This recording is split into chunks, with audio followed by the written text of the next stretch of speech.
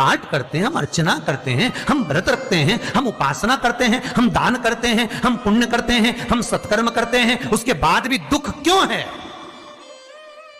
हम पूजन तो कर रहे हैं।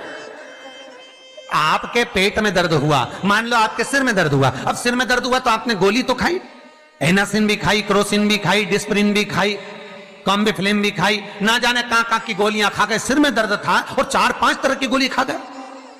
तुमने जब तो गोली खा ली और गोली खाने के बाद तुम्हें थोड़ा सा असर भी हो गया, पर इतनी गोलियां जो खाई है तो बाद में रिएक्शन तो करेगी, कुछ तकलीफ तो देगी, कुछ गर्मी तो करेगी, बीपी शुगर ऊंचा नीचा कर सकती है।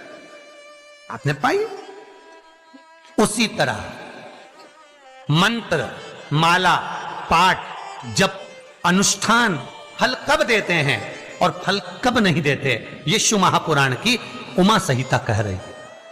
शिव महापुराण का उमा खंड, पार्वती खंड को अच्छे से पढ़िए तो उसमें बताया है, उसमें वर्णन किया है। हम पाठ करने बैठे, इतनी बड़ी पोथी लेके लोग बैठ जाते हैं, पहले राम रक्षा स्तोत्र पढ़ लिए, फिर ये पढ़ लिए, गीता जी का अध्याय पढ़ लिया, ये पढ़ लिया, ये चालीसा, दुर्गा चालीसा, शिव चालीसा, तांडव, ये मंत्र जप लो, वो मंत्र जप लो, फिर कोई महाराज बता गया वो मंत्र जप लो, फिर कोई महाराज बता गया वो मंत्र जप लो, ये वाला देवता ला के अलमारी में रख लो। इतनी बड़ी पूजन की अलमारी, बस इतनी बड़ी, ज्यादा से ज्यादा होगी तो इतना बड़ा पूजन का घर, कमरा, उसमें इतना सारा देवता। रामेश्वर गई तो उनको ले आई, जगन्नाथ जी गई तो उनको ले आई, द्वारका गई तो उनको ले आई, वृंदावन गई तो उनको ले आई, महाकालेश्वर गई तो उनको ले आई, सारा देवी देवता वहीं बैठा, पितृदेव, ये देव, कुल देवी, शंख देव, घंटी देव, दिया देव, सब उसी में, गणेश जी, शंकर जी, हनुमान जी, राम जी, सब भरा पड़ा।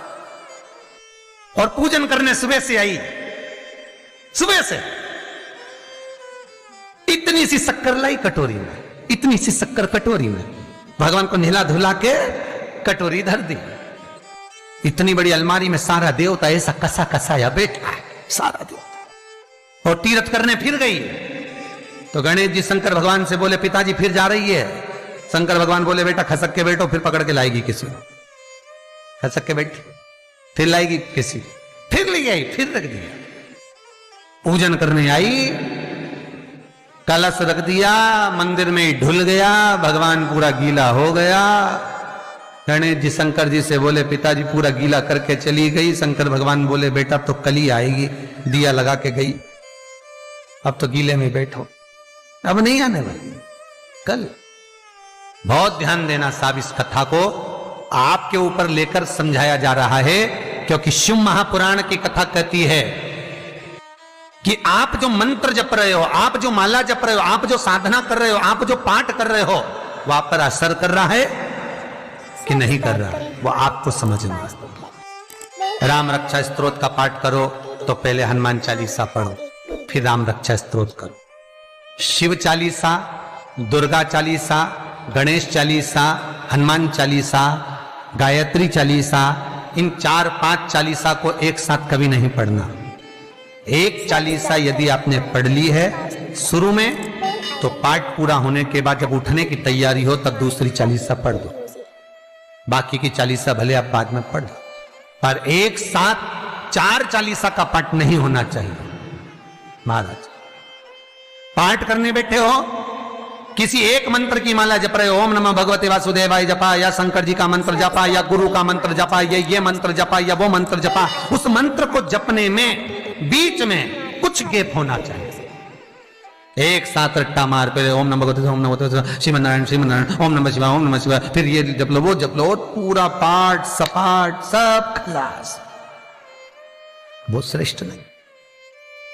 कुछ देरी की कोई वस्तु, कोई भोजन आप बनाकर लेकर गए हो, कोई पकवान आप बनाकर लेकर गए हो, कोई फल लेकर गए हो, यदि शिवलिंग पर वो पकवान, वो मिठाई, वो फल टच हो गया तो वो खाने के योग्य नहीं रहता।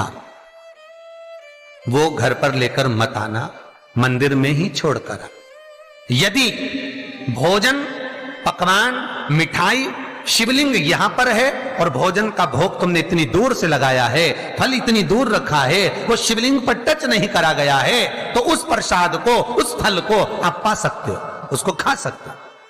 पर जो शिवलिंग पर टच हो गया, फिर वो केवल नंदी, श्रृंगी, भृंगी, प्रेतों का, भूतों का, आहूतों का भाग होता है।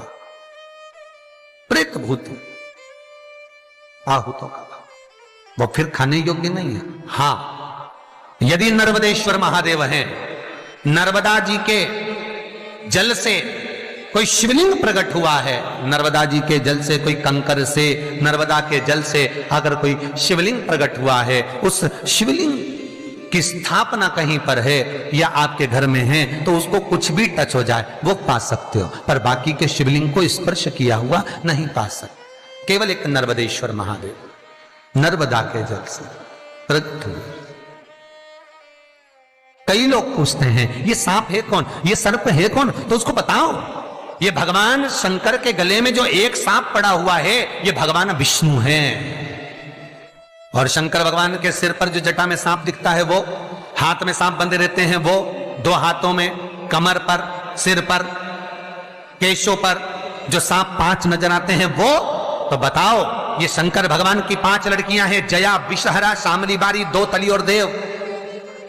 ये 5 लड़कियां भगवान शंकर के इर्द गिर्द घूमती हैं, आस पास भ्रमण करती हैं। सभी ये शिव की बेटियां भगवान शंकर के साथ भ्रमण करती हैं।